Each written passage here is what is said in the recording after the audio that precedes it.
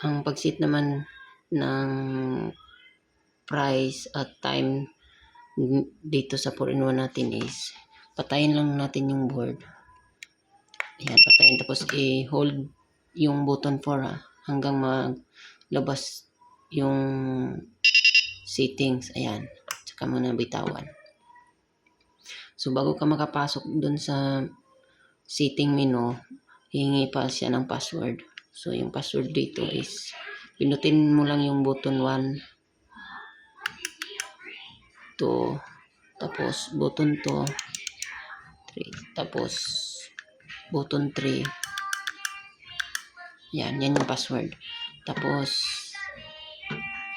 enter yung button 4. Yan. So nandito na tayo sa setting menu. So yung button 1, yung C, yan yung credit, bali price. Tapos yung T, yan yung time. So paglipat naman, kung mapansin mo yung arrow, yan, gumagalaw yung arrow. Pindutin lang yung button 1 at saka button 4, palipat ng arrow. So halimbawa sa button 1, ang price dyan is 60. So gawin natin ang pag change ng price dyan is button 2 at 3 na.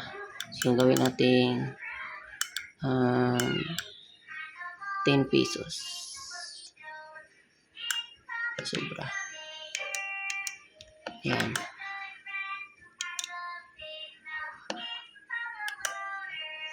Yan, tapos yung time niya ay balik natin. Yung time niya gawin natin 1 minute.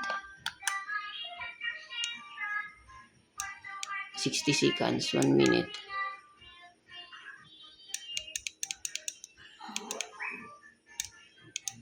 Yan.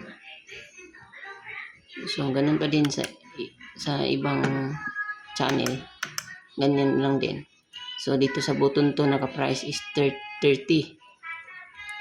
So palitan natin, gawin natin 20. Sobra. Yan. Tapos 40 seconds. So ganun din pa sa button 3, ganyan lang din pag-set. Yan. Diba, sa button 3 gawin natin 30.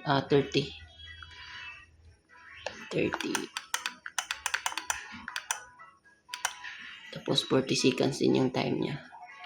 So pag save niyan, punta lang tayo dun sa exit, tapos button 3, pinutin yung button 3. Ayan. Let's try natin.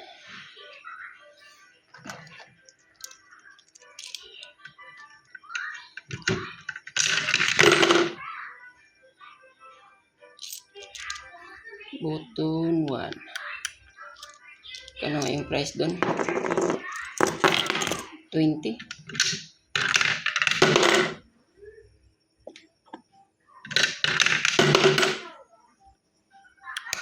Yan.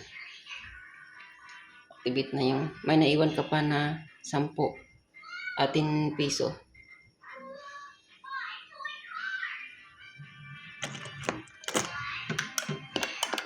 So hindi mo ma-activate, hindi mo yan magagamit hanggat di makuha niya yung price bawat channel. So, kailangan mo pang dagdagan.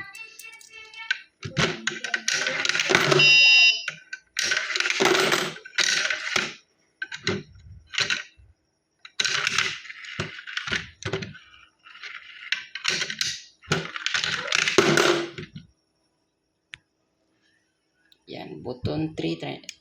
Yan. 20 lang sa button 3.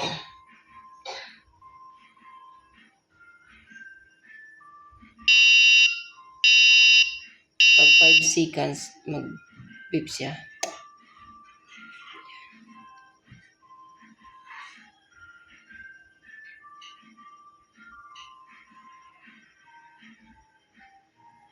Excavator is used to dig holes in